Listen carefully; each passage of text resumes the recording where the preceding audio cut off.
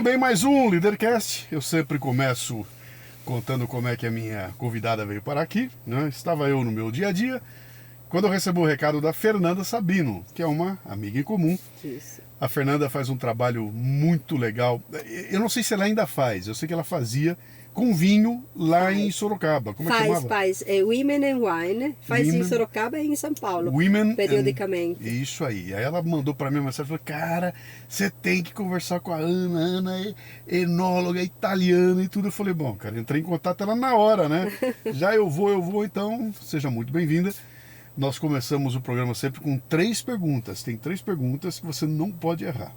Dali para frente você pode chutar à vontade, tá? Mas seu nome, sua idade e o que você faz.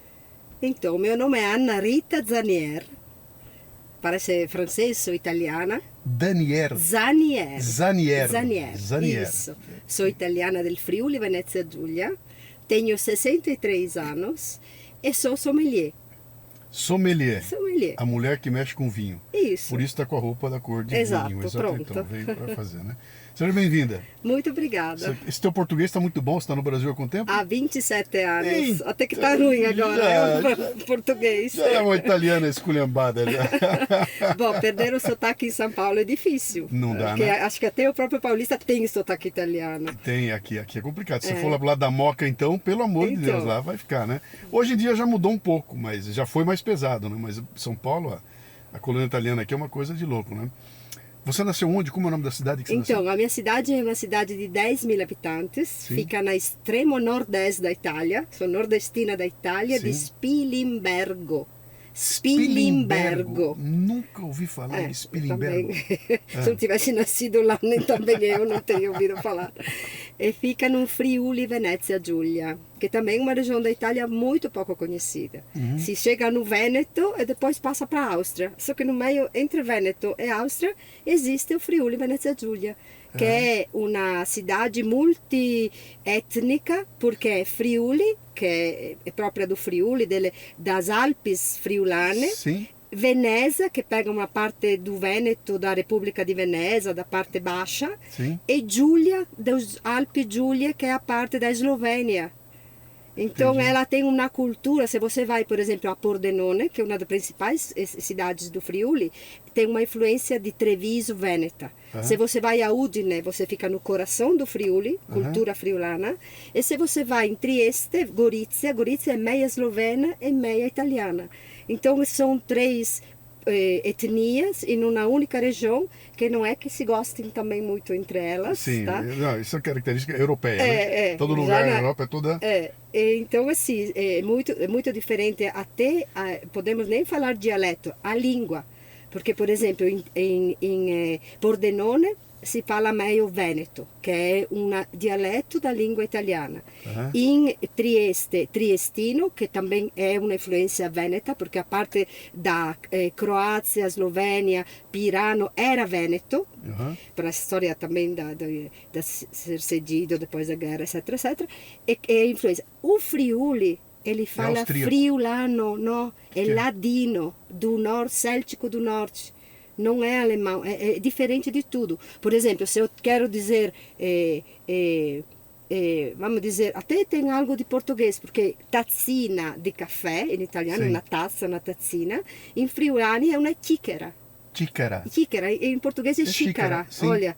Sim. Depois, por exemplo, não sei, il burro, que é a manteiga, em friulano é sponge. Sponge, é tudo diferente. Eu fui criada em friulano. A minha língua primeira é friulano. Até que porque em casa se fala friulano ainda hoje. E depois, com 6 anos, eu fui na escola, no primário, comecei a falar italiano. Então, que assim, loucura, é quer louco. dizer, você tem 2 línguas. Eu tenho 2 línguas. Eu, na minha casa, falo uma língua e fora na rua, se não tiver... Fala comigo em friulano. Di tu la vento, do sul estado c'è tu fatto. Da onde você veio, o que você fez e onde você foi. Fala de novo, devagar. Não, devagar até que dá próprio. Ou, por exemplo, outra palavra que é parecida com português é chiadrea. Chiadrea é cadeira. Em italiano é sedia. Sim, não tem nada a ver uma coisa Nada a ver. Vem cá, e quem nasce lá não tem um problema de identidade, não? Não, pelo contrário, são muito orgulhosos. De estar ali? Muito. Aí eles querem colocar agora Friuli na escola, friulano na escola, porque tem um dicionário próprio, e eles não querem perder a cultura. Porque, assim, vamos dizer que até a minha geração, que eu tenho 60 anos, em casa se falava friulano. Os filhos dos meus coetâneos não ensinaram o friulano para os filhos, porque era aquela coisa que era vergonhoso, que era coisa de pobre, que o rico, porque sabe aquela coisa de que você acha que cresce, sei lá, economicamente e tem que ficar mais chique. Guardando as proporções, eu sou de Bauru. E no interior de São Paulo se fala porta, porco, Fernando, com orgulho. Em São Paulo, capital, você fala porta, porco, Fernando com orgulho. No Rio de Janeiro você fala porta, porco, Fernando com orgulho, né? Cada um pegou. Esse porta, porco, Fernando é coisa de caipira, do interior. Então a gente vem pra capital e quando chega aqui e começa a falar, o pessoal, chega esse sotaque aí, não vai muito longe não, né? Tem mais, porque meu pai é friulano e minha mãe é vêneta, porque meus avós de parte de mãe são vênetos. Em Vêneto se fala só vêneto. Aliás, posso quase dizer que o vêneto não fala italiano. Quando eu cheguei no Brasil a primeira vez, eu encontrei o Miolo, assim, que veio me conhecer, que veio, depois te conto, eu veio por uma importadora, onde conheci várias gente do mundo do vinho. Conheci o Miolo e falou para mim, mi parla italiano? Só que mi parla italiano não é italiano, io parlo italiano. Só que o Vêneto, ele é tão parecido com o italiano, que, por exemplo, o meu avô faleceu com 85 anos, nunca precisou falar italiano, porque todo mundo entendia. Então, na casa da minha mãe se falava Vêneto. Então, eu ia na casa da minha avó, falava Vêneto. Na casa da meus outros avós, falava friulano. Eu ia para a escola e falava italiano. Ou seja, isso é legal, sabe por quê? Porque te dá um aspecto. Essa coisa, eu descobri muitas coisas aqui no Brasil que não sabia na Itália, que não tinha preparado. O brasileiro, ele vai para a Itália e fala, pode ser até, fala assim, nossa, eu fui para a Itália e eu me senti em casa. Só que eu não tenho descendência italiana. Sei lá, eu tenho descendência árabe, libanesa, sou português. Sim. E aí, o fato que eu te contei agora, que eu na minha casa, com tudo que sou de uma geração relativamente recente, falava 3 línguas, é porque a Itália foi unificada em 1861. Ou seja, a Itália, como unida, é muito mais nova que o Brasil. E a Itália, todo mundo sempre queria a Itália para entrar para a Europa. Era uma porta de entrada de todos os asiáticos, os moros, os longobardos de várias gerações, os etruscos, os gregos. Então, assim, a Itália tem uma cultura, seja cultural, de língua, etc., culinária, enológica. A Itália eu não consigo imaginar outro país no mundo que você tenha tão claramente culturas diferentes, tão perto uma da outra. Tão perto. Porque cada lugar que você vai para da Itália, você está num lugar diferente. Você vai na Toscana, é uma coisa. Você vai para a Costa Amalfitana, é outra coisa. Você está lá em cima em Roma, é outro pedaço. Você tem um mundo na Itália. É por isso diferente, né? que as pessoas que vêm de vários lugares do mundo, um árabe vai na Itália, fala, puxa, eu acho que eu estou na minha Arábia, lá, sei lá, estou na Mesopotâmia, estou na Grécia, estou na Áustria. A parte, se você faz uma análise, que é interessante fazer isso, ninguém pensa isso, se você faz uma análise da Itália renascimental, ela é como se fosse um mosaico. Porque você tem a parte minha, onde eu morava, onde eu moro, onde a minha família mora, que era um império austro-húngaro. E sempre foi, devolveu, voltou.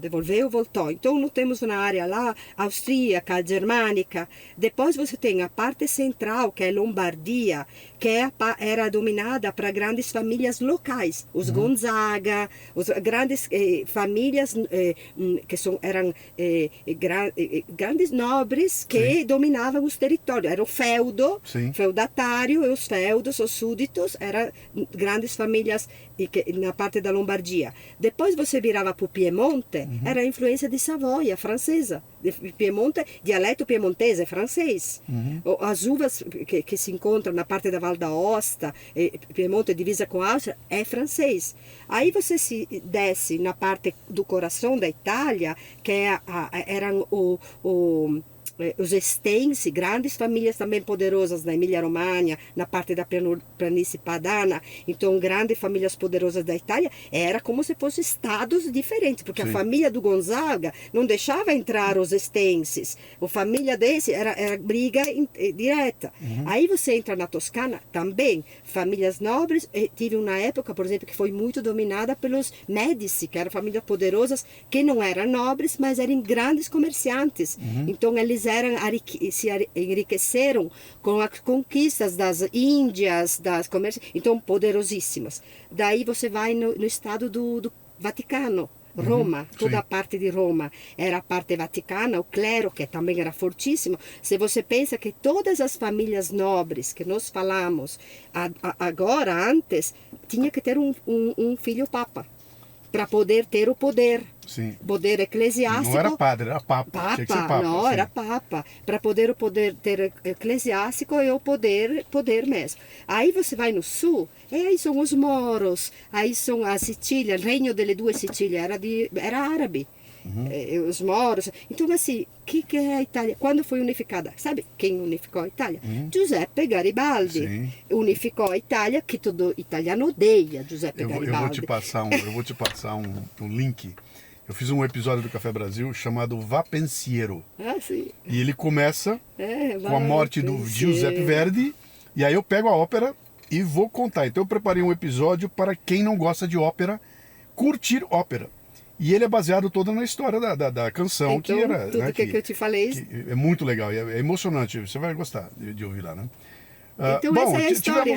Começamos o programa, bem que você comentou, né? A gente não sabe direito do que vai falar. Eu não sei direito e eu adoro, porque eu tenho tanta coisa que passa assim na minha cabeça. Começou com uma aula sobre Itália, entendemos um pouco da Itália aqui. Se for falar da gastronomia italiana, então nós vamos ficar aqui até amanhã. Tudo que eu falei é tudo, influência de tudo que você possa imaginar. Isso aí. Você tem irmãos? Sim, eu tenho uma irmã que é um ano mais nova. Minha mãe fez assim, minha mãe fez os departamentos. Primeiro nasceu meu irmão Odorico em 1951. Em 1952 nasceu meu irmão Stefano. 10 anos depois nasci eu, em 61, e minha irmã em 62. Então minha mãe primeiro cresceu os homens e depois começou com as mulheres. Perfeito, muito bem planejado. Você, não foi planejado, que sua mãe, eu queria um. O que sua mãe e seu pai faziam? Então, meu pai, ele era... Na verdade, a minha família é toda família de... Parece até feio, não feio, mas é uma profissão. Naquela época existiam, não era açougueiro, mas eles comercializavam gado. E a minha família, a minha casa era como uma mini fazenda. Sim. Então a gente criava gado e meu pai também comercializava gado para vender, para bater, era essas coisas que assim. E depois na minha casa tinha moinho a água para moer a farinha. Então toda a cidade levava na minha casa a farinha, o milho, seja farinha de trigo. Beneficiava, ele fazia farinha, ele cobrava por isso. Cobrava para moer. A gente tinha, sabe aqueles moinhos com aquela roda de pedra? Então o moinho era criação de animais, era como uma mini fazenda. Minha mãe ficava na fazenda trabalhando, porque às vezes as mulheres trabalhavam muito, e o marido saía, fazia os negócios dele, era meio intermediário. Meu pai faleceu muito novo, faleceu com 43 anos, ficou doente. Quase, porque naquela época a idade média devia ser 50 anos. 40 anos, Mas minha mãe, em compensação, que trabalhou, faleceu com 96 agora. Então, você... Como é que fala apelido em italiano? Apelido. In italiano è soprannome. Il soprannome non è il cognome. Chi è sobrenome è il cognome. Lá se chama sobrenome. Por exemplo, o meu sobrenome em família, que lá tem, era Concina. Mas o apelido então é? Concina. Concina. Na minha família era Concina, porque toda nasce... eu nasci em Spilimbergo, que tem 10.000 habitantes. Nasci. Il município é de Spilimbergo, mas eu nasci a Estrago, a 3 quilômetros de Spilimbergo, onde tem 500 habitantes. Que já é uma outra conversa. É uma outra conversa. Minha mãe nasceu a Tauriano, que são mais 3, Então, é como se fosse um bairro, mas a gente não fala que é bairro, é uma outra cidade. É outra igreja, tem tudo. Sim, tinha lá tinha uma espécie de um prefeito na cidade, que eu não sei que nome você vai dar lá. Não, é um cara lá, mas tem um lugar que era um burgomestre, no outro lugar era não sei o quê. Mas aí já na épocas antigas. E cada família tem o sobrenome. Uhum. Il soprannome nosso era Contina, depois sono quei dei Krebs, quei di Pascon. Pascon, por exemplo, o sobrenome, il cognome é De Pauli, mas a família é Pascon. Entendi. Mas quando eu falo você do apelido, é aquela coisa que a criança tem. Por exemplo, a criança cabeçuda vai ganhar um apelido, ô cabeção. A criança que tem o pé grande, ô pezão. Na Itália você fazia assim? Muito. Qual era o teu apelido quando você era O criança? meu? Eu não tinha. Acho que não me lembro. Puxa, nunca mais pensei nisso. De repente eu tinha esquecido. Como é que te tratavam? Sua mãe e seu pai tratavam você? Chamavam você como? Pedia para você ver. Sempre me chamaram. Por exemplo, eu sempre fui Anarita. Sempre. Narita. Eu nunca fui Anarita, que é o meu nome. Eu sempre fui chamada pelo meu nome. Por exemplo, minha irmã, que chama Maria Grazia, já era Graciuta. Chamava de Graciuta, mas eu sempre Anarita. Anarita. Nunca me chamaram sou de Ana ou sou de Rita. O que a Anarita queria ser quando crescesse? Eu vou falar, às vezes eu me assusto. Sei lá, eu sempre nunca me preocupei com isso. Tipo, eu vivia dia a dia, estudei porque tinha que estudar, eu fiz comércio com o exterior, mas... Você pegou um período, ainda era a recuperação da Segunda Guerra, você nasceu em 61, a Segunda Guerra acabou lá em 45. Na verdade eu peguei uma época boa, porque nos anos 60 na Itália, final dos anos 60, era uma época que começava a reconstrução, já tinha começado, já tinha acabado, e tinha um crescimento e desenvolvimento econômico bom na Itália, nos anos 68, 69, 70. Cultural. Claro, a minha família não era uma família pobre, não era rica, eu não tenho tido uma infância rica, pelo contrário, muito pobre. Mas sendo que a gente tinha animais, tudo, a minha família nunca faltou nada. Mas claro que o banheiro em casa, eu tive banheiro que eu era já adulta.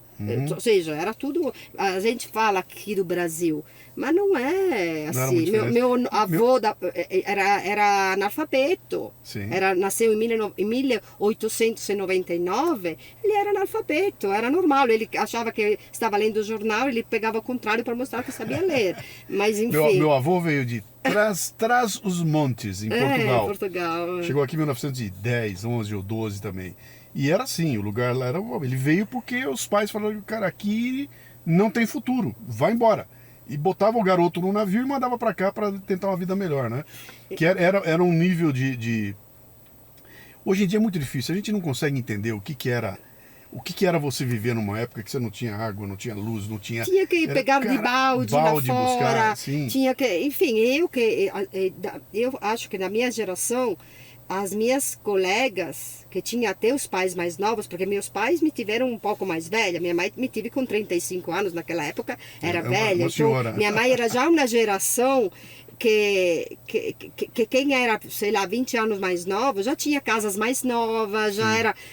meus pais eram mais velhos daqueles que tinham a minha idade. Então, quem tinha a minha idade, tinha banheiro em casa já. Eu não, porque era tudo mais devagar, sei lá, porque os pais eram mais velhos, não sei porquê, não tinha... Não sei te explicar, mas... Com que idade você saiu lá da tua região? Espera, e vou acabar a resposta da pergunta que você me fez de que eu queria ser. Opa, então, não, porque é muito engraçado, às vezes me assusta. Então, eu nunca tive muita... Então, eu estudei, aí tive um namorado muito novo, 17 anos, que durou 15 anos. Então, eu namorei dos 17 aos 31 anos, fazendo aquela da família que era mais estática. Sempre muito criativa, sempre muito interessava várias coisas, mas muito tradicional. Não era aquela que queria conhecer o mundo. Mas na minha fantasia, porque eu sou pisciana, eu viajo na maionese com a cabeça. Ou seja, eu não viajo com, tipo, não faço nada, mas dentro da minha cabeça eu viajo na maionese. E às vezes eu penso tanto uma coisa, que às vezes quando acontece já cansei. Ou seja, Você já viveu a experiência. Vivo a minha viajar na maionese, sim, de uma maneira. Sim. E uma vez eu falei assim, quer saber? Eu falei, se eu quero ser famosa um dia. Quem sabe um dia fazer as Olimpíadas, sei lá, estava assim na minha cabeça. E um dia pensei assim, mas era frequente isso. Falei, você tem que ser famosa, não tem que ser famosa a Estrago, a Spilimbergo. O que eu sou famosa a Spilimbergo? Eu quero ser famosa em Milão. Sim. E viajei com essa fantasia. E passaram muitos anos. E eu saí de lá com 36 anos de idade. 36? Então, a minha vida voou com 36 anos de idade. Então você fala, puxa, mas você tive coragem, você mudou a sua vida. Na verdade, não. Não é que eu sempre gostei de uma vida mais acomodada, não era aquela que fazia aventuras. Mas eu tive uma oportunidade, eu falei, quer saber? Mas antes disso aí, até os 36, você trabalhava? Trabalhava, eu sempre trabalhei. Eu fiz comércio com o exterior. Eu trabalhava, primeiro eu trabalhei durante muito tempo em uma empresa de decoração de design, de grandes firmas de decoração. Lá na região? Lá. Tinha escola lá? Tinha, a Udine, e eu fiz escola Udine, que dava 30 quilômetros, que era a cidade mais próxima, que era maior e tinha 100 mil habitantes. Sim. Aí eu fiz o comércio com o exterior e correspondente de línguas estrangeiras. No Brasil a gente conhece o Udine porque tem a Udinese. Udinese, né? Zico. Eu era abonata, credenciada, ia todo domingo. Ele jogava de luva preta, eu me lembro de Zico. Legal. Edinho, Zico, foram todos jogaram lá. Uhum. E aí eu tive namorado, fazia dondoquinha lá, tinha meu emprego, viajava no verão, fazia tudo normal. A única coisa que eu sempre tive certeza na minha vida, que eu decidi com 6 anos, que eu não ia ter filhos. Eu não sei se foi chocada, minha mãe falava que era um saco, filho, não sei o quê. E eu falei, tá bom, então eu não vou ter filho. Sempre para ser um pouco até covarde, sabe? Uhum. De não pegar responsabilidade, sim, já que vivia já numa época que você podia escolher se ter ou não ter, etc, etc. E te pega remédio, etc. Então eu falei, não, filho eu não quero ter. E essa foi a melhor coisa que eu fiz. Não porque eu seja feliz de não ter. Eu escolhi, uma escolha, tudo bem. Mas se eu tivesse tido filhos com 36 anos, eu não teria mudado a minha vida. Talvez tivesse ficado Então, lá. De repente, era tudo encaminhado. Como é que é aquela frase que diz? Filhos, melhor não tê-los. Mas sem tê-los, como sabê-lo? Cada um é a sua, você sim, pode, escolhe, você não pode, enfim. A vida vai, cada um de uma maneira. Mas você está bem com essa escolha? Você está bem com isso? Está tranquila? Sim, você não tem um momento que você para e fala, tivesse tido... Não, é assim, às vezes eu converso, apesar que tem outra, é muito louco. Eu sou de 1961. Sim. Imagina que de 1961 até 1965 tinha a minha turma, que fomos da creche, na minha turma da minha cidade. Da creche até adolescente. Então, vamos dizer, mulheres e homens, mais ou menos, não muitos, Spilimbergo é pequena, então vamos dizer que éramos 25, tipo 15 mulheres, 10 homens ou 12 homens, assim. E eu cheguei a 36 anos, nunca fui no casamento, nunca fui num batizado. Nenhum. Nenhum deles? Nenhum. De todos. A gente já estava em uma geração, que não sei se vai vir para o Brasil, sei lá quando, que era assim, estudar, ser independente e conhecer o mundo. Minha mãe, apesar de ser mais velha, não me criou para casar e ter filhos. Eu era a única da minha turma, que era eu e meu namorado, que pertencíamos à mesma turma, que eram meus namorados. O resto era tudo solto, era tudo... E ainda hoje, daquela turma, só 2 minhas amigas tiveram filho com 50, porque foram aquelas que, como você perguntou agora, falaram, puxa, eu não me realizo como mulher se eu não tiver um filho. Porque o problema, às vezes, de algumas mulheres é se realizar como mulher. Parece, sim, que completar ser mulher é ter um filho. Sim. Isso nunca foi para mim e nem para as outras minhas amigas. Então, eu acredito que se eu tivesse participado ou vivido em uma outra turma, onde com 20, 25, todo mundo ia casar, todo mundo ia ter filho, eu também teria tido filho. Uhum. Mas eu fui uma influência que não me senti em momento nenhum fora Mas também não casou com o namorado? Não, não casei. Moravam juntos? Não, Chegaram a morar moramos juntos um período, depois quando em 91, de 79 até 91, ficamos 12, 13 anos, 93, enfim. Cada um para sua conta. Aí eu fiquei uns 5, 6 anos lá ainda, porque eu separei com 31 anos. Aí fiquei solteira, não tive mais assim namorado fixo. Comecei até a viver um pouco, porque se você tem um namorado com 17 e fica 15 anos com o mesmo, você não viveu. Então eu com as minhas amigas, a gente saía, voltava às 4 da manhã, a gente aprontou bem. E aí quando foi que eu tinha 36 anos, um amigo veio para o Brasil. É uma história muito louca. Ele veio para o Brasil, conheceu o dono da Expand, que era uma importadora muito famosa na época. Sim. E aí vai a conversa, praticamente esse cara virou diretor da empresa, da Expand, virou esse diretor. Esse italiano. Virou diretor. E aí, na época, na Expand, precisava reestruturar um pouco a empresa, porque tinha crescido muito rápido. Foi uma das primeiras a trazer o vinho. Que ano era isso? Esse quando nasceu a Expand foi em 78, e quando ele veio, 97. 97, tá. Em 97. Tá. Então, em 97, ele... Só uma pausa. Sim. Em 91, o Brasil se abriu para o mundo, né? 90, 91.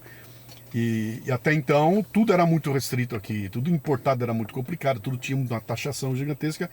Para ser sincero com você, eu não sei como é que era o vinho.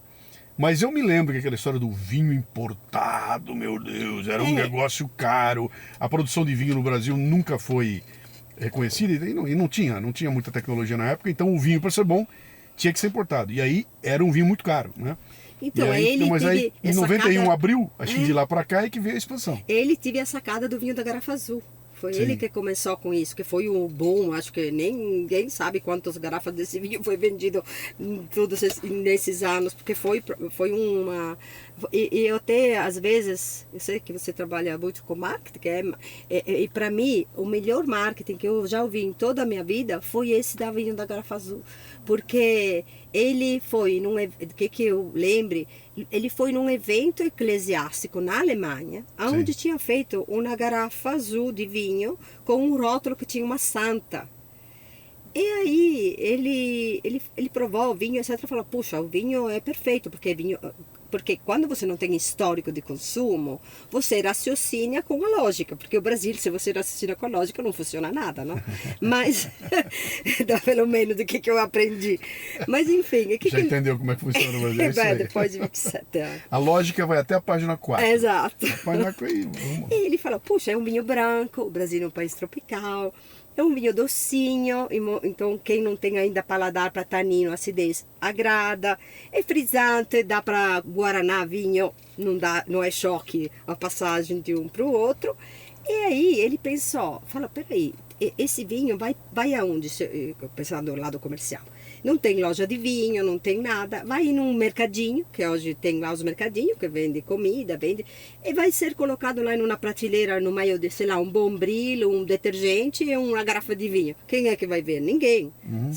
Depois, quem vai no mercadinho? A dona de casa. Não é o bebedor. Não é o vinho. cara que vai beber o vinho. Então, o que ele vai fazer? Eu quero esse vinho com essas características e quero que ele seja numa garrafa atrativa, bonita. Sim. Garrafa azul na Alemanha não existe. Então ele criou a garrafa azul, que tinha copiado até daquela que tinha sido feita para esse evento. Aí ele mandou fazer essa garrafa azul e trouxe para o Brasil. E fez lá, a garrafa lá azul na vinha Alemanha, de lá, no Mosel, tá. numa região do Mosel, Tá. na Alemanha. Ele começou a trazer, porque já tinha aberto essas importações. Então ele começou a olhar e falava, nossa, mas que bonito, o que é isso? Falei, era Liebfraumilch, leite da mulher amada, sei lá o que era. Liebfraumilch. Mas ninguém, você acha que um cara vai pôr um nome desse para uma coisa, ainda mais, desculpa, brasileiro, mas também se fosse italiano, ia falar quem sabe que é besteira até falar aquele nome. Mas o que é? Ainda hoje, ele é o vinho da garrafa azul.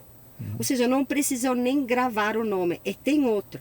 A procura era tanta que ele chegou a fazer, ele tive 17 fornecedores na mesma hora de vinho de garrafa azul. E muitos eram feitos no sul do Brasil. Ou seja, para atender a demanda. A demanda, sim. Então ele não se preocupava de saber o nome, poderia até mudar o nome, porque era sempre o vinho da Garrafa Azul. Garrafa Azul, sim. E tem outra. Hoje, eu que convivo com as pessoas do vinho, com os consumidores, professores, eles falam assim, uau, aquele horror daquele vinho da Garrafa Azul. Gente, aquele horror nada. A única que pode falar isso sou eu que não tomei. Falo, porque todo mundo passou por isso. Então, introduziu um mundo de gente no mundo do vinho através dele. Era a maior chique, a chiqueria era tomar o vinho da Garrafa Azul. Mas aí, domingo, churrasco, piscina, balde de gelo, todos os vinhos da Garrafa Azul, todo mundo tomava com gosto. Só que assim, quando eu ia para restaurante, tinha vergonha de pedir o vinho da Garrafa Azul, porque parecia que não entendesse. Por quê? Porque naquele mesmo churrasco, chegava sempre o cunhado com a garrafa de Corvo, Bolla, Tinto, falando, esse é vinho, que coisa de mulher. E aí começou a ter o preconceito do vinho branco. Sim. E tanto é que no Brasil agora que está começando a retomar o branco, mas antigamente, como eu te falo, quando eu cheguei raciocinando, eu falava, puxa, no Brasil se venderá muito espumante e vinho branco. Não. Tinto, encorpado, tânico, Cabernet Sauvignon, Syrah, Malbec, nada a ver. Eu me lembro na minha primeira viagem para os Estados Unidos, cara, que ano foi isso? Meu Deus, 90 e qualquer coisinha. Eu voltando todo orgulhoso com 2 garrafas de Bolla Valpolicella. Orgulhoso, não é? Então, é isso aí, olha que isso foi o raciocínio, porque eu nunca vi isso, mas eu imaginei que fosse assim. Todo orgulhoso, comprei um Bolla Valpolicella. Então, o vinho da Garrafa Azul tem, o número 1, o mérito de ter aberto as portas ao vinho no Brasil. Número 2, o desmérito de ter prejudicado a produção de vinhos brancos no Brasil. Porque, para mim, o sul do Brasil, é uma ótima região de vinhos brancos. Sim. Mas porque eles produzem para quem? Se o consumidor não quer. Sim. Então, no mercado não pede, então se esforça, continua a se esforçar a fazer vinho tinto, a parte que agora mudou. Eu vou especular você bastante sobre o vinho ainda, mas está faltando um pedaço na tua história. Né? Sim, tá. Como é que você chega no vinho? Aquele teu amigo que veio para cá, virou diretor, precisava reestruturar, lembrou de você que trouxe pra cá. Então, até lá, antes dele vir para cá, eu tinha sempre tive a paixão de comer e de beber bem. Essa paixão veio até de um irmão meu, o meu segundo mais velho, Stefano, segundo, não o mais velho, o mais novo dos dois.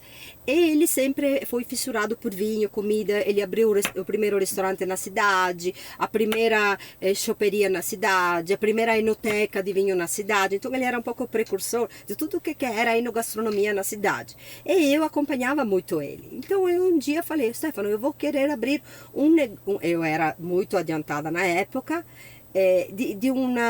um pequeno empório a Spilimbergo, imagina. E aí era tudo que era de bom e de melhor, a pasta cipriani, il caviar de não sei o que, viajava na maionese, como eu te falei. Mas eu tinha um departamento de vinhos, e eu falei, gente, vinho, não dá para vender um bom vinho e não saber falar dele, descrever ele para um cliente que vai gastar no vinho. Eu tenho que saber descrever. Eu fiz os cursos de sommelier para isso. Eu nunca fui sommelier. Eu trabalhei no restaurante, nunca. Depois acabei trabalhando, mas não foi isso que me levou a ser sommelier. Sommelier para mim era um complemento que me servia como um conhecimento geral para desenvolver a minha atividade, que era em um empório. Argumento de vendas. Argumento de venda, terminologia, etc. Sim. E eu fiz esse curso de sommelier. Depois eu acabei, sendo que era muito, muito adiantado, uma loja assim, para lá, então eu trabalhava só com cestas de Natal.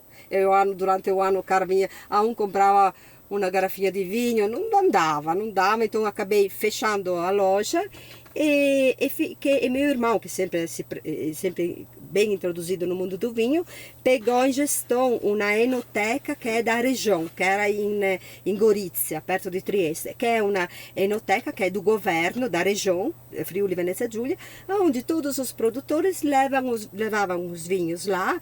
Por exemplo, você estava visitando a região, para não conhecer todas as vinícolas, que não dava tempo em um dia, você ia lá e lá tinha os vinhos, todos os produtores levavam os próprios vinhos. O vinho daquela região é um vinho muito bom, conhecido e tudo mais. principalmente na divisa com a Eslovênia, brancos muito bons, tintos muito bons, é uma região muito diferenciada para vinho lá, muito bom.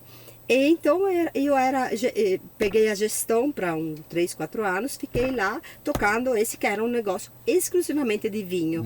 Era também um lugar onde aconteciam todos os cursos da AIS, que é a Associação Italiana de Sommeliers. Então comecei a me introduzir mais no mundo do vinho, que até então não era a minha profissão principal.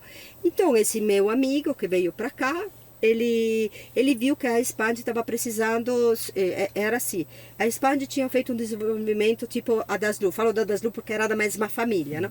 Então era assim, pega a casa do lado, a casa do lado, a casa do lado, virava um bairro que tinha uma empresa, eles eram no campus, sim. Então eu pego um escritório, casa do lado, então eu não sabia onde era estoque, não tinha uma informática organizada, não tinha nada, era aquela coisa, puxa, vende, tá pegando fogo. Eles nasceram como importadora?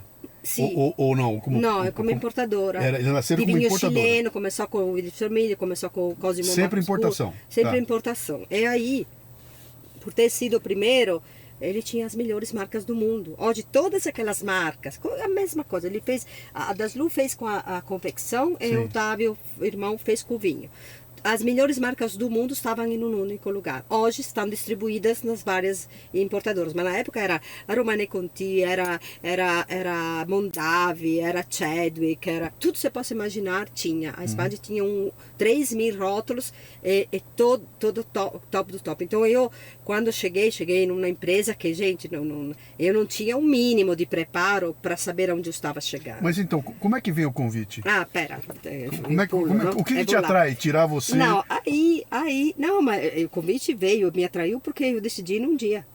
Porque foi no susto, senão eu nunca estaria aqui. Não, tá certo. Pelo que eu já estou vendo aqui, o nosso meia hora de papo aqui, eu já saquei como é que é seu processo de tomar a decisão. E aí, se eu penso, eu já me acostumo, já me canso e não quero mais. Tem que ser assim. E aí, ele tinha que organizar, então ele montou uma equipe. Trouxe da Itália um cara de TI, expert, uma moça de importação, um outro que organizava toda a parte dos empórios, porque na época tinha Empório Santa Maria, tinha Empório Lyon, Santa Guilhermina, tinha vários tipos de empórios. E que mais trouxe? Enfim, eram 5 ou 6 especialistas que foram. Aí, depois de um mês, ele ligou para o meu irmão, que era expert de vinho. Ele falou: olha, Stefano, eu estou precisando aqui de alguém para vinho. A Narita não é sommelier? Ele falou: então, o que você acha? Por que você não me manda ela aqui? Só que é o seguinte, era quarta-feira, ela teria que sair daí na sexta-feira, tudo bem? Eu falei: peraí, eu nem falei com ela. Não, mas ele estava pedindo você emprestada. Não, para vir para o Brasil para tocar a parte técnica. A parte técnica que era expert de vinho, segundo ele. Mas alguém abriu mão de você lá? Você estava há um bom tempo já na posição lá. Sim, mas ele queria, sendo que eu trabalhava nessa enoteca regional junto com meu irmão, ele falou com meu irmão, falou: o que você acha? Se a gente pega a Narita. Falou: bom, fazer o quê? Eu vou perguntar.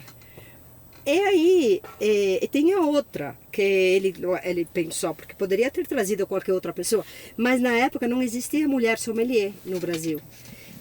Aqui era muito, eu tive muita dificuldade a entender quanto era prestigioso ser sommelier no Brasil, porque para ser sommelier na Itália, apesar que tinha também poucas mulheres, mas não era aquela coisa. Friuli é o maior taxa de alcoolismo de vinho em Friuli, ou seja, tipo assim, beber vinho ou degustar vinho não tinha essa coisa, ninguém pensava nem em harmonização, em terroir, ninguém, claro que a gente estudava, mas lá você não tinha aquele sucesso que tem aqui, essa profissão. E ainda mais ser mulher, em um lugar onde não tinha nenhuma mulher, e já tinha poucos homens, eles falaram: puxa, é sommelier mulher? O dono da Espanha falou: puxa, traz ela agora. Sim. Vamos fazer uma bagunça, vamos fazer imprensa, porque aqui era muito de aparência, não? Naquela época, então tinha muito essa coisa de glamour, de aparência. E eu caí que nem assim, sei lá o quê, e eu decidi, então, foi conversar, me informou quarta à noite quinta, para sexta, aí meu irmão falou, olha, faz o seguinte, você está livre, não tem impedimento, vai lá, é legal, com certeza, eu não conheço o Brasil, não tem, mas enfim, vai lá, qualquer coisa, você daqui a um mês volta, vai te mudar a vida? Eu falei, tá bom, então eu vou. Juliano estava lá, os outras turmas eram quase todos conhecidos meus, falei, tá bom, vou. E foi, mas assim, não tinha a mínima ideia onde eu estava indo. E quinta-feira, eu estava preparando a mala, e me liga da Enoteca, lá que era esse lugar de vinho da cidade que meu irmão tinha, e me falaram assim, oh, Narita, tem o seu patrão, entre aspas, da Itália, do Brasil, que está aqui te esperando, que ele quer te conhecer. Aqui, Spilimbergo? Era o dono da Espanha, estava na Itália. E foi lá? Ele foi lá para me conhecer na minha cidade. Aí eu cheguei lá, ele falou, oi, prazer, eu me chamo Otávio Piva de Albuquerque, eu sou o seu patrão lá do futuro, patrão, não falou seu patrão, você vai trabalhar lá na minha empresa e não vou poder estar lá para te receber, mas vim aqui para te desejar tudo de bom, qualquer coisa. Falei, nossa, é legal estar no Brasil, né? Puxa, legal. Aí eu servi um vinho para ele, fiz toda aquela coisa de avinar a taça, fiz todo um programa. Falei, bom, vou mostrar serviço, né? Aí fiz tudo bonitinho lá, enfim, tchau, tchau, bom. Falei, que legal, olha, fiquei até feliz, né? E sexta-feira eu peguei o avião, cheguei no sábado, era 21 de junho de 1997, e segunda que já comecei a trabalhar. Não falava português. Italiana, daquelas bem italiana mesmo, apesar de ser do norte da Itália, eu sou muito prática. Entrei num mundo que não tinha nada a ver comigo, nada. Tipo assim, eu chegava lá, nós que somos acostumados que um faz tudo, sabe? A minha mãe, imagina, minha mãe tinha 4 filhos, moinho, vacas, feno, para fazer tudo, era sozinha. Aqui você chega, tinha uma que ficava no caixa. Se entrava um cliente, o dedinho dela só fazia tic, tic, tic, o dia inteiro. Sim. Se caía uma taça, ela estava ali, ela não levantava, pegava, porque não era com ela, porque não foi contratada para isso. Gente, eu ficava, não. Calma, não é possível. Eu pegava a taça, eu fazia isso. Eu entendi que não é assim, não pode. De verdade, infelizmente, você não pode. Eu era a pessoa glamurosa que veio da Itália, que pega a vassoura, pega e limpa. Não tem como. Eu tive que aprender a viver aqui, aprender a lidar com as pessoas aqui, além de aprender a língua que eu não sabia, nunca tinha nem ouvido falar português na vida, espanhol sim, até que eu falava espanhol, e tanto é que ainda hoje falam, você é argentina? Porque acha que eu tenho um sotaque mais para espanhol que para italiano, não sei, mas enfim, e aí durei 40 dias, e me mandaram embora. Falaram assim, você precisa voltar para a Itália, porque nenhuma outra importadora pode te pegar, porque a gente se enganou. Falei, que maravilha, me pegaram de lá. E depois, não entendi ainda hoje. 40 dias. 40 dias. Eles me mandaram embora. Eu não sei o que aconteceu.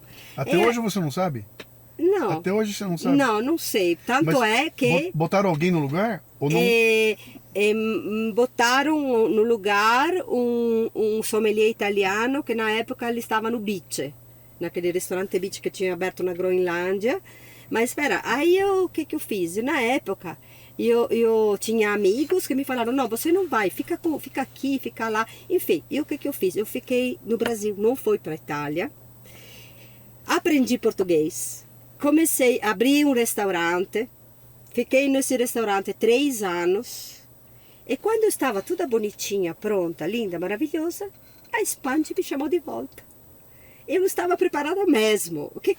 Eu não sabia lidar, não falava, xingava em italiano, não dava.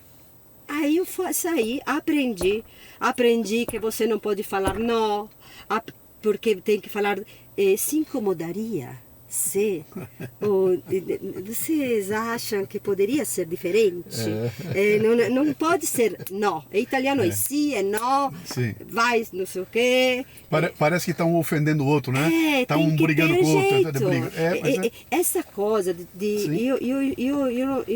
essa coisa que você fala, puxa, eu vou contratar um executivo de fora para trabalhar no Brasil ou para trabalhar num outro lugar.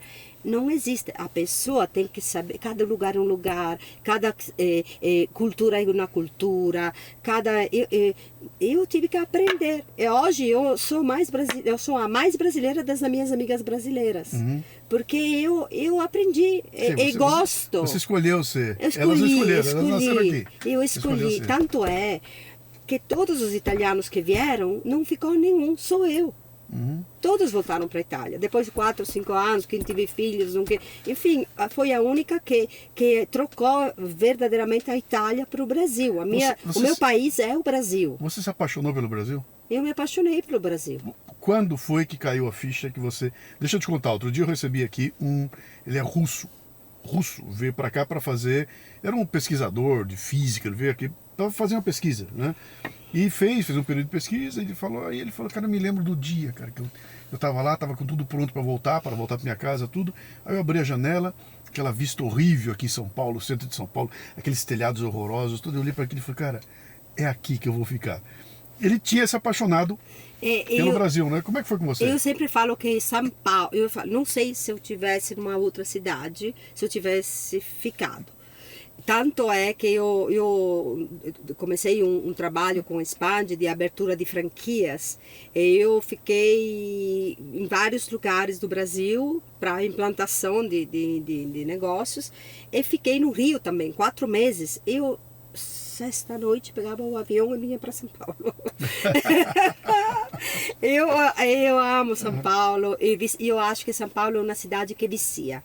Você em São Paulo, você faz o que quiser, na hora que quiser. O clima é uma coisa que influenciou muito para mim. Eu não quero mais o frio. Não é uma cidade muito fria a minha, mas não é nem o frio. É que o inverno, você não vê ninguém. É o inverno. Inverno para valer. É o inverno que você não vê ninguém, que é aquela dia que escurece cedo. E depois você... Eu estava... Não tinha namorado, não tinha filhos. Então, ou eu virava alcoólatra ou eu vinha para o Brasil. Porque você vive onde? Lá vive no bar, vive na rua, vive com os amigos. Vem cá, vamos tomar uma, vamos não sei o quê. Então, assim, ou você tem a sua vida familiar lá. Aqui não, aqui também, mas você pode fazer 1000 coisas. Então, eu tenho uma pequena chácara em Cotia, que é 30 quilômetros, que eu, sei lá, o pôr do sol, os bichinhos, os macaquinhos, não sei o que. E depois, eu penso uma coisa, em todos os lados, positivos ou negativos também que o Brasil tem, você vive. Vive a vida, porque vive no medo, vive porque você conhece todo dia pessoas novas.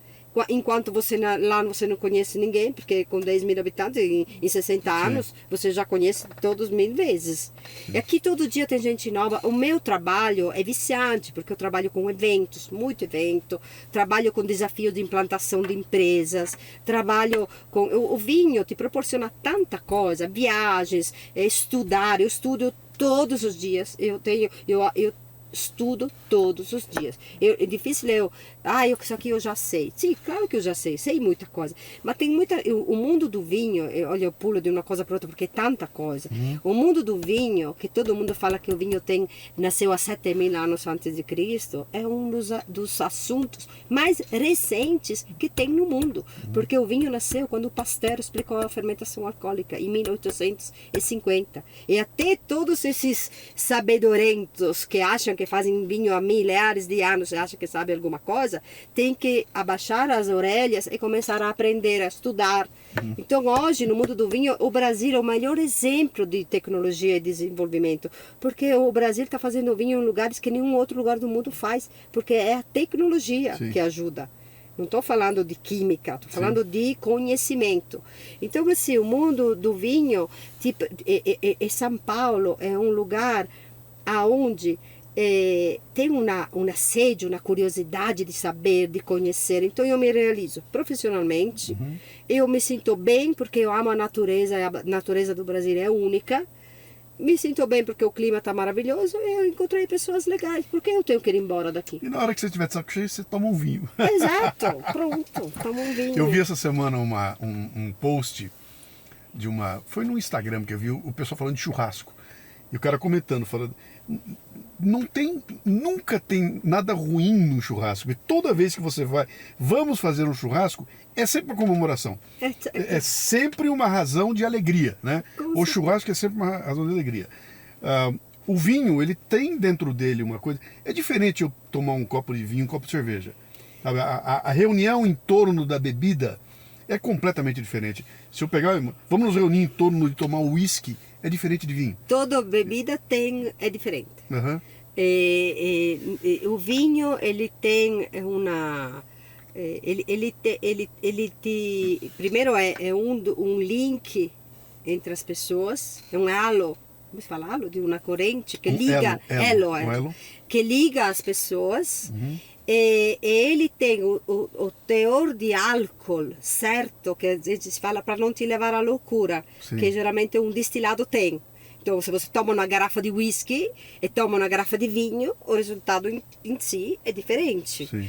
E ele tem aquele ponto de álcool que chega somente, às vezes lado bom, lado ruim, mas te tira aquele filtro. Então não te leva à loucura, mas te tira o filtro que te deixa, não te deixa ser mesmo, porque nós vivemos com um filtro. Sim. A gente vive com um filtro. Se a gente quisesse toda hora fazer o que quer, eu vou pelada na rua que está tudo bem. Sim. Eu tenho um filtro, eu tenho um comportamento que é em relação a viver em comunidade. Agora, o álcool, ele tanto é que se fala em vino veritas, porque às vezes você vê uma pessoa que bebe meia garrafa de vinho e começa a querer brigar com todo mundo, fica briguento, fica chato, implica com tudo, porque ele efetivamente é uma pessoa assim, implica, é o índole dele, é briguento. Mas o vinho, ou tem uma pessoa que te beija, te abraça, sim, chora, fica carente. Então assim, o vinho, às vezes a gente fala que tem que ter desconfio de quem não bebe, não? Porque não quer ser sem si mesmo. O vinho, ele tem esse poder mesmo. Você continuou, você está até hoje na Espanha? Não, então Como é que aconteceu? Então, aí vem esse lado, às vezes até fala, nossa, liderança, o que eu tenho a ver com liderança, sabe? Efetivamente, o que aconteceu? Eu saí da Espanha em 2015, porque na verdade eu não saí, a Espanha se exauriu. A Espanha não está mais, não existe mais. Então ela começou para menos e foi praticamente quase aquela que apagou a luz da empresa. Porque aconteceu que tiveram, enfim, no final da história a Espanha também, porque era ia ser uma seleção natural, porque se você tem todas as marcas, as marcas começam a falar, puxa, mas eu preciso que você venda mais, porque eu sou mais sim. Eu quero que o outro me trabalhe, porque isso era o único dele. E aí começou a se desramificar tudo, e aí foi uma coisa que ia acontecer. E aí acabei saindo da Espanha. Aí o que eu fiz? Eu sempre fui na Espanha durante 20 anos, eu cuidei de um departamento que se chama Wine Education, que eu montei em 2000 e fiquei tocando até 2015. Era curso todos os dias em todas as lojas. Então, o meu objetivo era divulgar a cultura do vinho. Porque divulgando a cultura do vinho, você faz o melhor marketing da empresa. Porque a pessoa começa ou melhor a compra ou começa a comprar. Então, eu fazia... Quem era teu público? Era consumidor final. Era consumidor final de todas as nossas franquias de 30 que tinha no Brasil. Então a gente montava grupos, curso no Santa Maria, curso no DED, curso no Rio de Janeiro, para aprender. Tinha várias etapas, curso básico, depois passava os temáticos e tudo. E eu tinha uma equipe de 4 sommeliers que trabalhavam comigo e eu organizava eles e eu também ia fazer cursos. Durante esses anos, eu sempre falo, se eu tivesse que fazer a conta, dá pelo menos mínimo 250 mil pessoas que passaram por mim. Ou seja, eu faço parte, hoje, se você vê o leque do mundo do vinho, onde tem muita gente, hoje tem muita gente, mas 70% passaram por mim.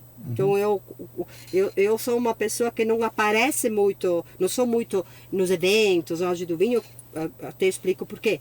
Mas se eu vou, todo mundo me conhece, porque todo mundo passou por mim, o amigo fez curso comigo, o pai fez, então eu faço parte um pouquinho.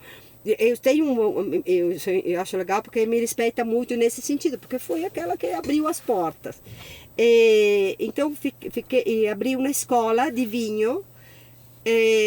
Só que durou pouco porque como escola e virou um wine bar, porque a Narita não dá para comer uma massinha, faz uma focaccia, faz um pratinho de queijos, não sei o que.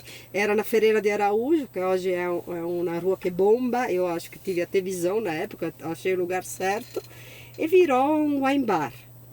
Aí, como chama? Chamava Vinum Est, é vinho em latim, Tá. Vinum Est. Vinum Est. Vinum Est. E aí ficou 5 anos, de 2015 até mais ou menos final de 2019, mas eu nunca parei de dar as minhas consultorias. Então eu saí da Expand e comecei a dar consultoria de implantação de importadora. Então esse lado é um lado muito, vamos dizer assim, empreendedor, porque depois eu vou falar desse lado. Então continuava com as minhas consultorias e um dia, foi uma outra intuição, que não sei o que foi, em novembro de 2019, novembro, que ninguém faz as coisas em novembro, todo mundo faz em janeiro, não? Porque tem Natal, você vai fechar uma atividade em novembro, não, então, que é uma atividade que estava funcionando super bem. Eu acordei de manhã e falei, o meu negócio é vinho. Eu estava vendo que lá na rua estava bombando, que abria o fulano de tal famoso da minha frente, que abria outro. Falei, ou eu me profissionalizo, porque era eu que cozinhava. Eu que fazia tudo. Eu o meu vizinho, Gerson, era o meu vizinho, que me ajudava, era garçom. Eu via na cozinha, tinha um ajudante, mas era tipo casa. Era uma casa que eu tinha reformado, tudo com família, vender tudo. Eu que decorei, fiz tudo eu sozinha. Era uma coisa que nasceu espontânea assim e virou um point. E aí em novembro de 2019 eu falei, não quero mais, porque eu tenho que continuar com vinho, porque eu não quero, restaurante é muito trabalho, muito sacrifício, não vou ter mais vida, eu não tenho idade para isso, eu vou continuar com vinho. E ofereci para o meu vizinho, ele quis na hora, o mesmo dia. E depois de 2 meses veio a pandemia. E fechou tudo. Então eu tive super sorte, porque eu tive essa intuição em novembro de 2019, que em 2 meses eu ia, sei lá como é que eu ia, porque eu tinha que, não conseguia aguentar uma pandemia, 2 anos, não dava. Sim. Então fechou no sentido que passei o ponto, e aí eu tenho uma consultoria minha, uma empresa, que tem até daquele lugar, continuou uma parte de comida, de buffetzinho, de aperitivos para vinho, que eu faço sempre eu que cozinho e tudo, mas é limitado, mas se abrisse seria um negócio super bom, trabalhei bastante também na pandemia, etc., que chama Buffet Zanner, que é o meu buffetzinho ali, mas tem um plano B, porque assim, eu tenho sempre plano B, C e D, nunca me...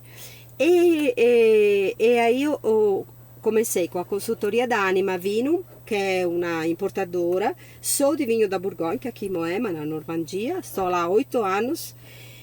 E que acontece? Que praticamente, vamos dizer, qual é o meu lado de implantação? É o seguinte, uma pessoa ama vinho, porque todo mundo ama vinho. Como aquela coisa, eu gosto de comer, vou abrir um restaurante. E no mundo do vinho existe a mesma coisa. Eu gosto de beber, vou abrir uma importadora, porque quando eu vou lá fora, o vinho é diferente, e eu vou trazer os melhores vinhos, vou fazer os melhores preços, porque o vinho é muito caro, eu saio, e todo mundo acha que tem a fórmula que não tem, mas acha que tem.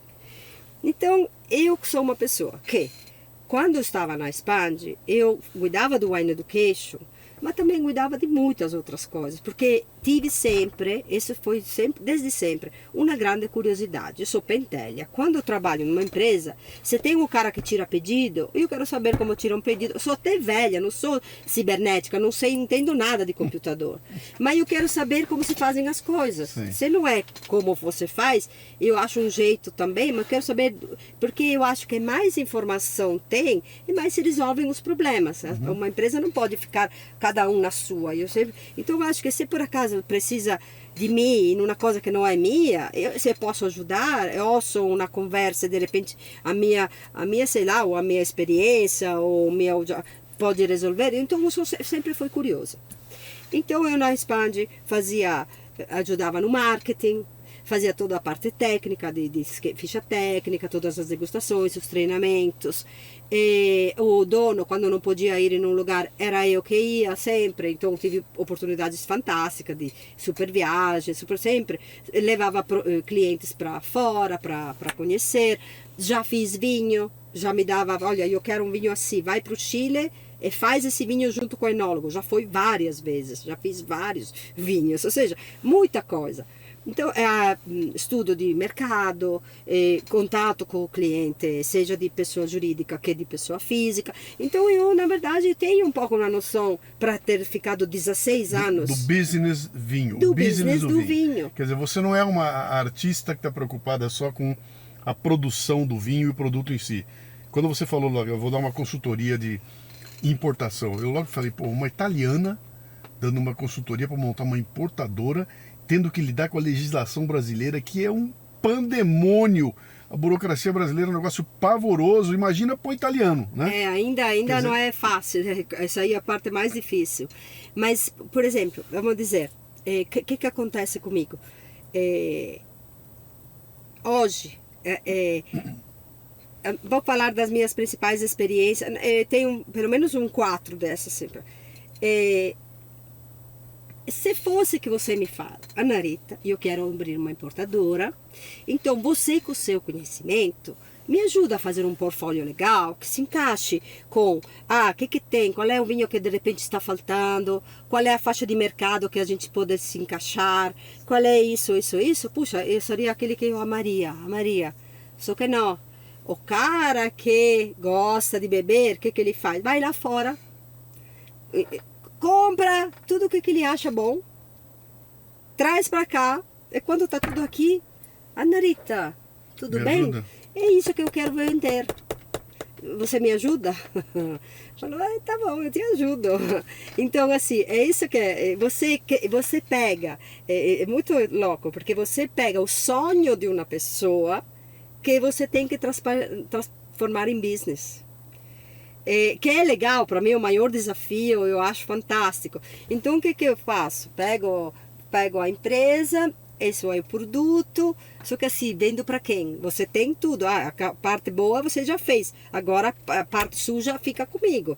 Então eu conheço Deus o mundo me conhece, mas também não é fácil. Você vai lá, oi, tudo bem, fulano, eu sou, tudo bem? Olha, tem esses vinhos, essa é a vendedora, porque de repente hoje tem uma concorrência tão grande que uma vendedora de vinho não é recebida nos restaurantes, porque são tão bombardeados de oferta, que se você não...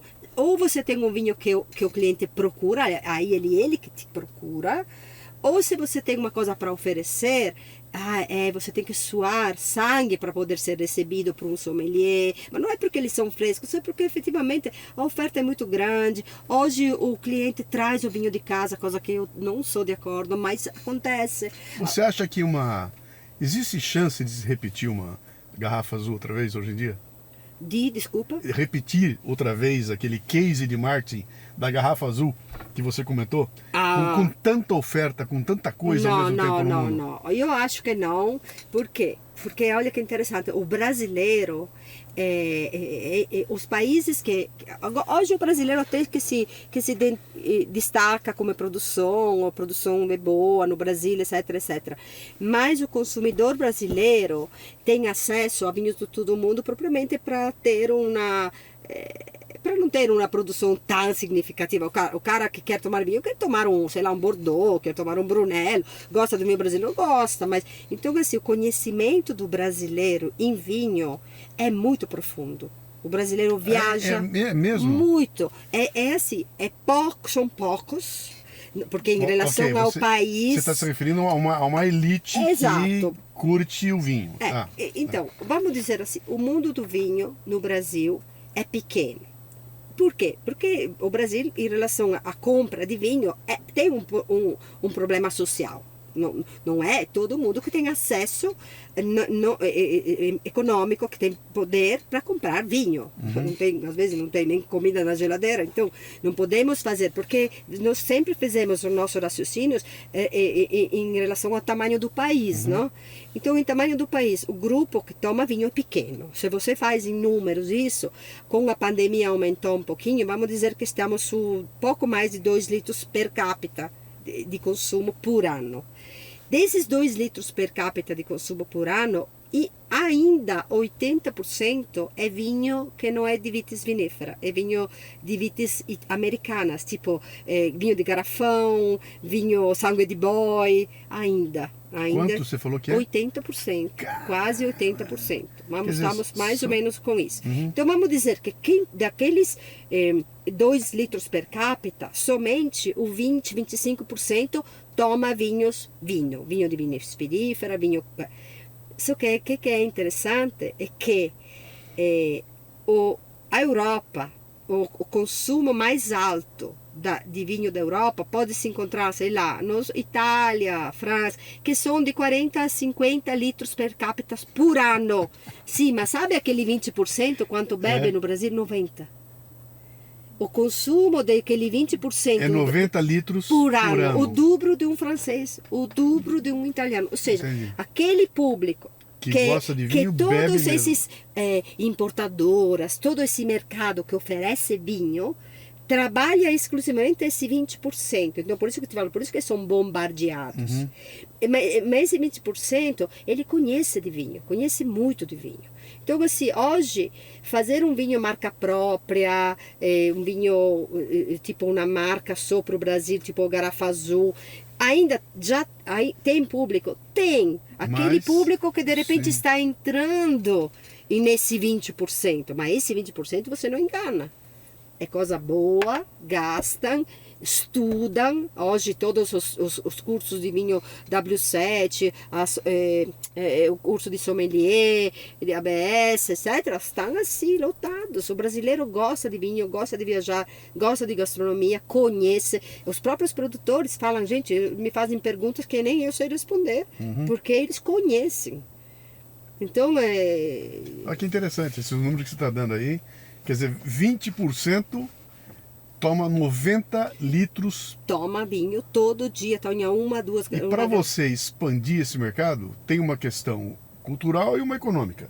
Quer dizer, tem gente que tem dinheiro e não está acostumada a tomar vinho, e tem gente que não tem grana para comprar vinho. Quer dizer, são duas barreiras a ser vencidas. Essas são duas barreiras. A cultural me parece que é mais fácil, né? Porque quanto mais gente você catequizar, mais você vai trazer para lá. Então, o meu trabalho assim é exatamente, então, desenvolver o mercado, então introduzir esses novos produtos no mundo do vinho, fazer a parte técnica, não, de produto, então assim toda a explicação técnica, todos os treinamentos, treinamento de brigada, formação, então esse é o trabalho que é de divulgação, de poder aumentar ainda mais esse consumo. Deixa eu ser prático com você agora. A maior parte que quem está nos ouvindo aqui não faz parte desses 20% que toma 90 litros, provavelmente. Tá? É o pessoal que tem menos conhecimento. Ajuda nós aí, Ana, ajuda a gente lá. Eu vou entrar no mercado aqui do lado, e vai ter lá prateleiras e prateleiras de vinho de tudo quanto é jeito. E hoje ele já divide bonitinho, aqui estão os italianos, aqui estão os argentinos, chilenos, aqui em cima, já me falaram, vai na prateleira do meio, não pega nem a de cima nem a de baixo, vai na do meio, né? Tem truques ali, né? Me ajuda a comprar vinho. Então, a gente sempre fala, é difícil até pra gente, acredita? A oferta é muito grande, hoje, como eu te falei, o vinho é recente, então tem muita mudança no mundo do vinho, tem muita alteração no mundo do vinho. Então não é que você fala, compra um Cabernet Sauvignon que é encorpado. Pode ser como pode não ser, depende de onde ele é produzido, depende da idade das videiras, mais nova faz uma uva mais fraquinha, o vinho fica mais fraco, mais antigas produz menos e faz um vinho mais concentrado, de repente da mesma produção, do mesmo produtor, ou seja, é difícil até pra gente. Então aí eu coloco na importância do profissional. O vinho, ele é um produto que precisa ser vendido por um profissional. Ou seja, precisa ter alguém que te ajuda. É difícil, porque o que acontece? Não é que você não vai beber o vinho, mas você vai acabar tomando sempre o mesmo, para não errar. Porque é caro, então você fala, puxa, outra vez eu provei isso aqui, estava bom. Ah, o meu amigo me indicou esse, estava bom, vou comprar esse. Mas o vinho, em contraste, é que mais você troca, é mais você aprende. Então Sim. tem que ter coragem de trocar. Então assim, depois volto para trás. Então você tem que ter alguém que te ajuda. Eu sempre falo assim, entrar em uma enoteca, em um departamento de vinhos hoje, de um supermercado ou de uma loja, é como entrar na livraria Cultura. Você entra, tudo muito bonito, você escolhe para quê? Pela capa. Você não conhece o autor. Você escolhe e fala, nossa, esse título é legal, dá uma lida no contrarótulo ali na coisa. Ah, tá bom, acho que eu vou gostar. Só que assim, quando é que você vai saber se você vai gostar? Quando você levar para casa, pagou, E consumir. abriu e falou, Sim. que tijolo, que eu não vou querer nunca mais isso. Então, qual é uma fórmula que eu dou? Faz o seguinte, para aprender de vinho, precisa investir. Porque nem você às vezes sabe o seu paladar. Porque às vezes você pode achar bom um vinho, que de repente tem um que é muito mais gostoso e você não conhece. Acha bom aquele porque foi aquele que você conhece. Então, precisa investir e testar vários. Então, existe hoje, claro que o preço também é um problema, esses impostos são muito altos. Então, você fala, puxa, um vinho italiano de R$ 100, será que tem qualidade? Pouca. Mas tudo bem, ele te ajuda, toma vinho bom, toma vinho ruim, para saber qual é o ruim. Tudo é aprendizado. É uma experiência. Tudo sim. é uma experiência. Então, mas assim, o que eu faria? Você, como numa livraria, você pega o livro, a pessoa fala, olha, eu não sei o que você gosta. Leva esses dois, você tem, sei lá, R$ 100. Vamos pegar 25 para cada livro, você pode levar para casa 4 livros. Só que assim, quando você voltar, você tem que me avisar. Que você gostou, por que você gostou, por que você não gostou, porque aí você está me dando informações que da próxima vez, com os mesmos 100, você não vai levar 4, vai levar 2. O algoritmo vai funcionar. Exato, mas você vai levar 2 que eu tenho certeza que você vai sempre acertando mais. Uhum. Então assim, a vinho, não tem uma fórmula que eu te falo, porque então escolha sempre aquele, sei lá, com a garrafa comprida. Não, escolhe sempre aquele que tem tanto de álcool. Não tem. Você tem que dar informações para alguém que te ajuda, ou você vai errando ou acertando sozinho. Mas o profissional, por isso às vezes restaurantes, lojas, não acreditam em um bom profissional, porque sei lá, acha que um sommelier é um garçom que tem que ganhar R$ 1.500 por mês, mas é preciso, é necessário. Uhum. É necessário. Você sabe que eu tive um patrocinador de café. Vero, é o nome, Vero Cafés Especiais, né? Esses caras viajam o Brasil inteirinho, então eles vão lá acham um cafeicultor lá na Paraíba, vão visitar o cara tem lá, tá colhendo uma rodada lá de café, eu não sei nem como é que é o nome disso aí, mas eles vão lá, pô, isso é legal, eles compram aquilo, trazem, embalam, você faz uma assinatura, então todo mês você recebe na tua casa aquele café. Só que junto com o café, vem um folheto com a história do café, de onde veio, quem é que produz, que características tem. Eu estava conversando com eles e quando eu vim fazer o marketing para eles, né? Eu falei, cara, a comparação com vocês tem que ser vinho, cara. Você tem que tratar o teu café que nem vinho. Porque qual é a coisa aqui? Quando você contextualiza de onde vem, como é que é, muda o sabor. É outra coisa, deixa de ser café. Já não é mais só um café. Agora é o café que tem características X, PTO, então tudo isso vai enriquecendo, né? É que nem o vinho. Tem empresas de café que às vezes procuram a gente mesmo, porque eles querem encaixar no café, fazer com o café o que fizeram com o vinho. Isso. Porque o vinho, como eu te falo, quando eu fiz o meu primeiro curso de sommelier, não foi para aprender de vinho, foi para aprender a terminologia, a descrever o produto. Porque vinho, e agora você não aprende nem num curso, nem num ano, nem 2, nem 3. Você aprende com uma vida. Você tem que estudar uma vida, você tem que degustar uma vida. Eu até assisti que você falou uma coisa. Hoje tem um monte de influenciadores de vinho que tem 30 anos é que eles sabem tudo de vinho. 30 anos de idade, né? 30 anos, gente.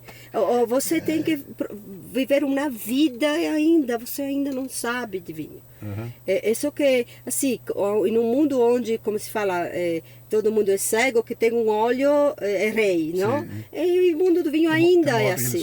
Eu não confio num influenciador mais novo do que o uísque que eu tomo.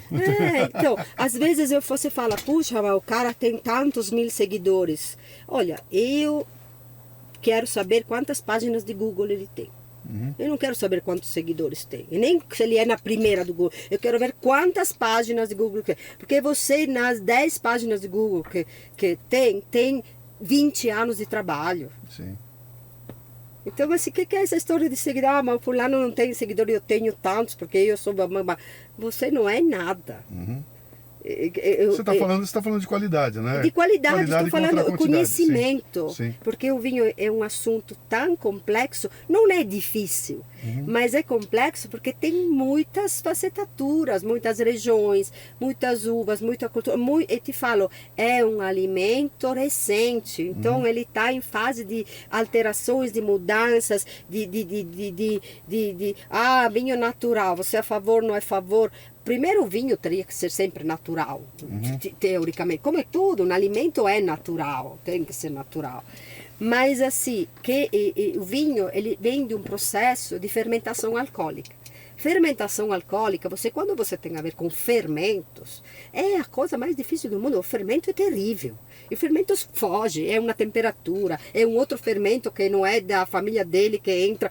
É assim, é fermentar, tudo que é de fermentação, fazer um queijo, fazer um vinho, fermentar um pães, etc. E você perde o controle facilissimamente. Você precisa conhecer, você precisa saber. Então eu não acredito em um vinho natural que um fulano bicho grilo resolve comprar ou pegar uma uva e fazer um vinho natural dentro da garagem deixando o vinho acontecer, se ele não tem um conhecimento, não tem estudo, não tem experiência. Então para mim um vinho natural bom é feito para um cara que sabe fazer muito bem um vinho há muitos anos também que se não fosse não natural e que passe, ou seja, alguém que tem conhecimento do assunto. Isso aí, que depois seja bom, seja ruim, é particular, é gosto. Estamos indo para o finalzinho, mas eu não quero terminar sem você me falar um pouquinho do vinho brasileiro. Eu sou testemunha, estou com 68 anos, né? Então eu conheço o vinho desde aquele, como é que é, o sangue de boi, que é o que eu tomava, até os vinhos mais sofisticados que estão aí. Então eu vi o Brasil de repente desabrochar, né? Vinho, tipo assim, vinho sendo feito lá em Juazeiro e Petrolina, um lugar que você falou, cara, nunca vai dar vinho aqui, e de repente tem um vinho saindo ali, né? Como é que você vê? Você está há 27 anos você assistiu isso, né? Eu estou há 27 anos no Brasil, 27 anos no mundo do vinho de maneira profissional. E todo esse tempo nunca trabalhei com vinho brasileiro, sempre trabalhei com vinho importado. E posso até dizer que descobri o vinho brasileiro depois, depois de 15 anos que eu estava no Brasil, há 10 anos que eu fiz a minha viagem para o sul, conheci as vinícolas, conheci isso. E dali para cá é assim. Então o que eu vejo? O que tinha em você antes disso? Era um preconceito? Não, ou era desconhecimento? Era falta de acesso, desconhecimento. Quando você trabalha com vinho, eu vejo, você é muito trabalho, muito ativo, você não tem tempo, eu degusto vinho todo dia, não tenho oportunidade, falta de oportunidade mesmo, é isso mesmo, falta de oportunidade, não foi nem falta de curiosidade, mas falta de oportunidade. Comigo as pessoas falam de vinho brasileiro, falam de vinho brasileiro, falam de vinho importado, difícil de vinho brasileiro. Então eu fui correr atrás e comecei a descobrir. E o acesso primeiro acesso que foi muito importante com o vinho brasileiro foi exatamente a Vale do São Francisco, porque a empresa onde eu trabalhava, na própria Expand, era sócia do projeto. Que é lá... Que é lá em Juazeiro, Petrolina. em Petrolina.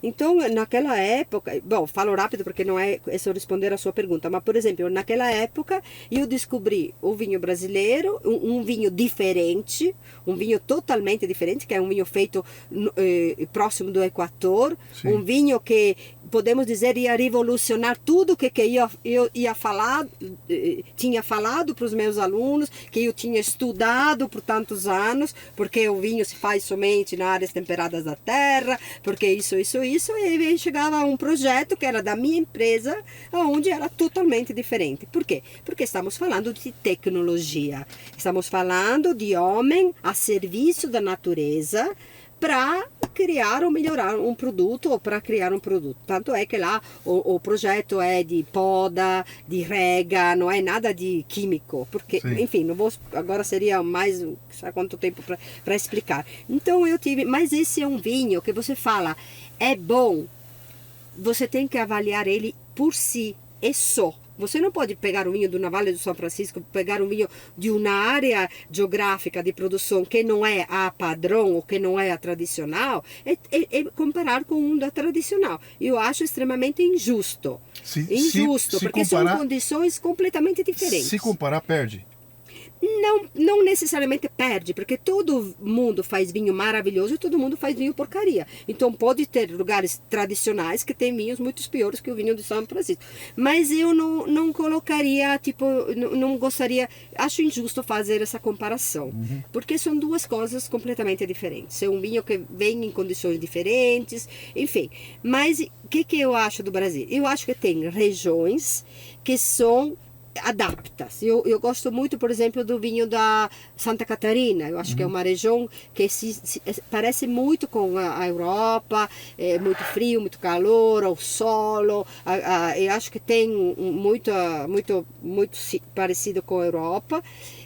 A Serra da Mantiqueira está fazendo coisas legais, porque também está dentro, tira a tecnologia, mas a tecnologia se faz também, por exemplo, na Borgonha. Você acredita que na Borgonha eles já começam a criar uma poda que faça assim, que as colheitas não sejam sempre no mesmo período. Então, por exemplo, se eu faço uma colheita no começo de setembro, eu posso ter um vinhedo que eu posso podar para fazer uma colheita depois de uma semana, de maneira que não concentro, é uma questão de comodidade até para o produtor, que não altera a qualidade do vinho. Ou seja, o homem está começando a criar essas técnicas também lá, porque o Brasil foi pioneiro nisso.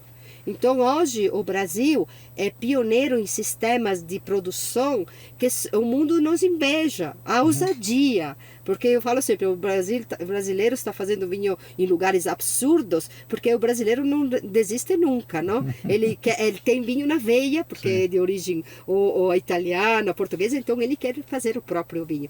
Com investimentos grandes, enfim... Então eu acho que tem lugares bons, de vinhos bons, não sou uma expert de vinhos brasileiros, porque me falta prática, me falta conhecimento de produto, mas eu sou uma admiradora de como o Brasil está trabalhando.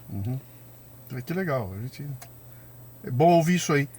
Porque a gente tem outro dia eu estava vendo uma matéria, acho que foi até na televisão, os caras fizeram uma degustação cega de vinhos para determinar qual era o melhor vinho lá.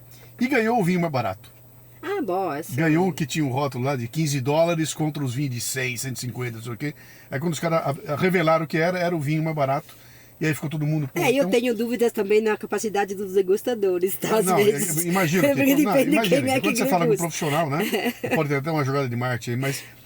É de se pensar, né? Porque tem vinho que você gosta, sim. Você fala, cara, eu adoro esse vinho aqui, o outro fala que esse vinho é um horror. Uma vez eu levei um vinho que eu amava, lá do sul, dei pro presidente da minha empresa, o cara queria me matar. O vinho é pavoroso. Eu falei, cara, mas eu adoro vinho, né? Ou eu não sei nada de vinho, ou você tem uma exigência que tá no outro mundo aí. De qualquer forma, cada um tem personalidade, tem características. Também, olha, sempre tem o gosto pessoal. Tem que fazer bem para você. Sim. Você tem que gostar. A gente fala muito vinho em momento. Às vezes um vinho não te fala nada, às vezes no momento certo, no jeito certo, um vinho de nada te fala muito. Sim. Então não podemos nunca criar.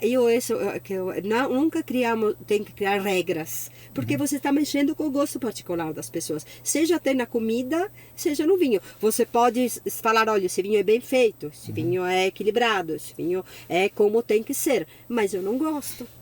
Ou pode gostar de um que não é perfeito, então assim, é pessoal. Já escreveu seu livro ou não? Ah, não, ainda não. Nossa, teria tanta coisa para escrever. Todo mundo me fala, escreve um livro. Tem que parar para escrever um livro. Então, quem quiser. Você tem uma rede social ativa? Eu tenho um Instagram de quase todos os conhecidos, nada de... Então eu vou te dar uma dica para você fazer um livro fácil. Tá? Pega esse teu Instagram e começa a fazer postagem no Instagram de coisa que você conhece.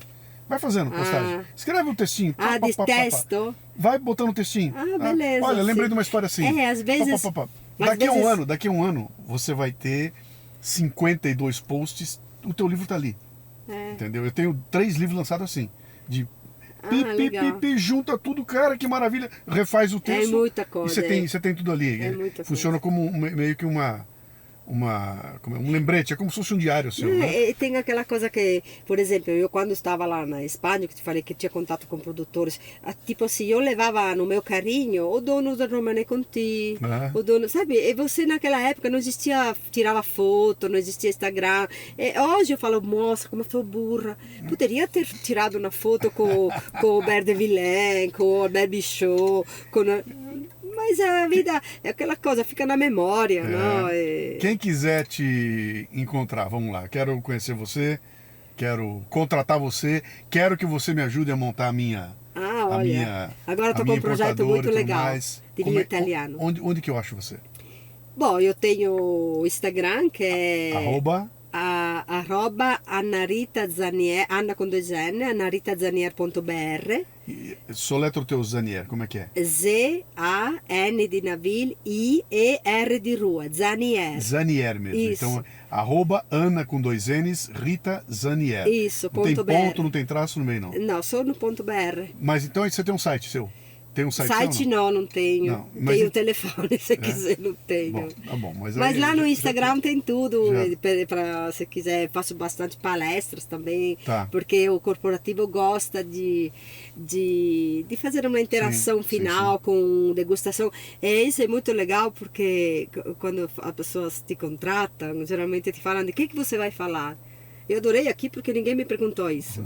Aí eu falo assim, não sei. A pessoa do marketing fala, como? O meu gerente quer saber. Eu não sei, porque muitas vezes eu falo uma coisa e depois você olha na cara das pessoas. Quando você faz há muito tempo, você sente que a pessoa quer, você se puxa mais interesse para um assunto, para o outro. Aí depois eu gosto de ouvir primeiro, por exemplo, é uma farmacêutica que está lançando um produto.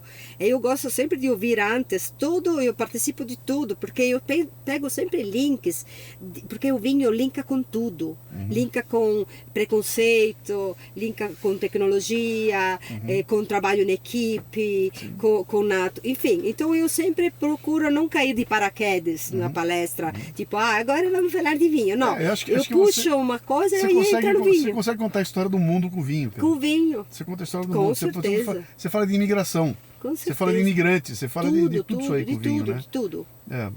Muito legal. Isso é bom. Adorei. Eu adoro vinho, gosto muito de vinho. Eu não bebo, tá? Bebo muito pouco. Bebo uma cervejinha de vez em quando, mas o vinho tem hora que você tem que ser ele. Vai ser legal. Vou esperar quero ver teu livro, cara. Você vai precisar lançar um livro aqui no Brasil. Pensa nisso aí. Vamos pensar. Se o dia que você quiser fazer, me dá um alô, eu te dou todos os. Eu tenho um cara que faz, eu tenho um cara que toda a assessoria. Me ajuda, porque dou toda a assessoria, eu tenho um cara que faz pra mim, eu tenho um personal publisher meu que me ajuda quando eu quero fazer um livro, ele vem e ajuda. Então isso é legal, então... porque é assim, eu faço um pouco parte da história do vinho no Brasil. Quem me conhece sabe, eu participei de tanta coisa, tenho histórias interessantes com produtores. Quando veio o Papa Bento XVI, eu recebi o Papa, e tem cada coisa engraçada, legal Você nessa recebeu visita. o Papa? Eu fiquei 10 dias com o Papa, direto. Mas Porque você é italiana, porque você é italiana. Não. Não é porque você é enóloga. Não, porque é sommelier, porque quando veio, aqui é outra história, quando veio o Papa, quem fez toda a recepção era para ser uma empresa que no final da história não foi, então a Espanha entrou para fazer a recepção da parte de comida e vinho, porque ele é o Papa, mas ele vem também com uma comitiva de 70 pessoas, então tem que pensar toda a parte de recepção, de cerimonial. Então tive pessoal do cerimonial do Brasil, então nós fizemos uma carta de vinhos, porque quando ficou 4 dias em São Bento e ficou mais 3 dias em Aparecida. E em São Bento, no mosteiro em cima, as recepções eram muito glamourosas, com bastante requinte, assim, apesar que o Papa não gostava, mas era assim, faz parte, é um Papa.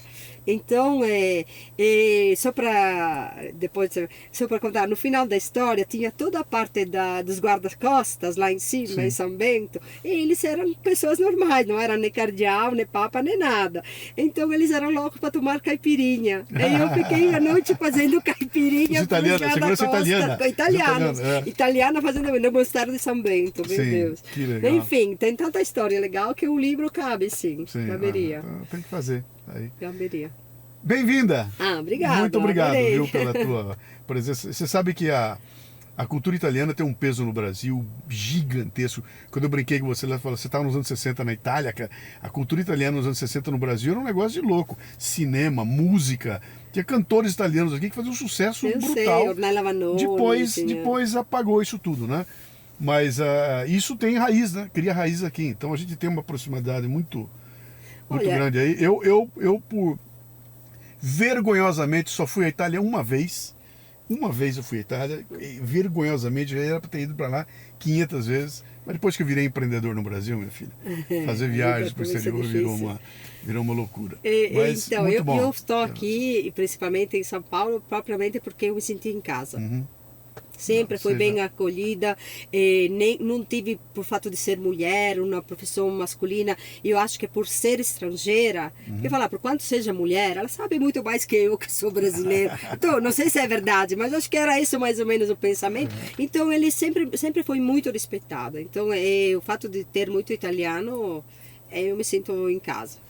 Bem-vinda ao Leadercast, muito bom ter você. Só faltou uma garrafa de vinho pra gente abrir aqui agora. É verdade, te falei, era para ter trazido, vou te mandar. Beijo. Obrigada.